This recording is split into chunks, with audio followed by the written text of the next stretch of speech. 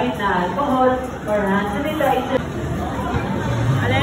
Hello mga Kemers! For today's video ay samahan nating muling mag-claim ng prices ang aking anak dito sa may sports zone dito sa SM Cabanatuan. At dahil nga weekends ay expected ng napakaraming maglalaro, kaya naman ito lang motorcycle na to ang kanyang nalaro. And so ayan nga, pinagsama-sama ko na kanyang naipon na ticket para maipapalit na. Nung una volleyball talaga ang gusto niya makuha, pero eto na lang yung kanyang napag-decidean, ang soccer ball na nasa 2,000 mahigit yung ticket, and plus nakakuha din siya ng wristband ng sports zone and mga candies and gummies.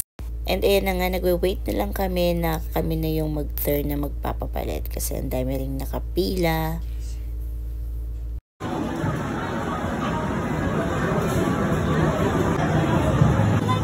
Anong kulay? Red, blue. Okay naman, welcome to Sparta. Saka ano pa isa yung 1/4. Yung wristband.